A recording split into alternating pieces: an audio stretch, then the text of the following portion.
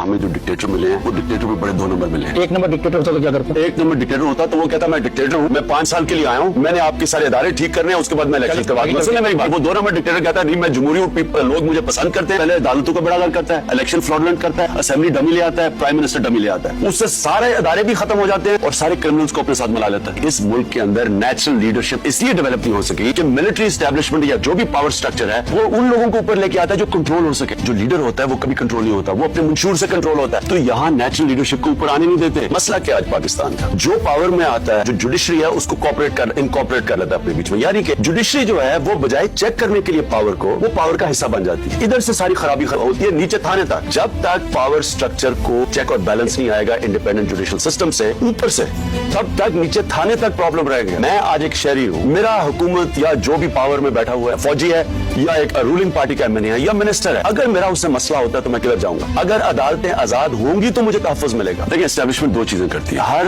हल्के के अंदर मुजरिम पेशा लोग होते हैं। जो मुजरिम पेशा लोग होते हैं वो हमेशा जिस तरफ एस्टेब्लिशमेंट उनको सिग्नल करती है उधर जाते हैं, इसलिए कि उनके खिलाफ खड़े नहीं हो सकते, उनको खौफ होता है थाने से। तो जब उनको पता चलता है कि एस्टेब्लिशमेंट एक कैंडिडेट के साथ खड़ी हो गई है तो ज्यादा इन्फ्लुएंशियल होते हैं। मुजरिम पेशा लोगों की तहफ़्फ़ुज़ होता है गवर्नमेंट के साथ। हम एक ऐसी सोसाइटी में रहते हैं जो ऐसे लोगों को सपोर्ट करती है। हमारा जो सारा निजाम है वो मुजरिमों को तहफ़्फ़ुज़ देता है। मिलिट्री एस्टेब्लिशमेंट यहाँ एजेंसीज या पार्टीज को चलने नहीं दिया।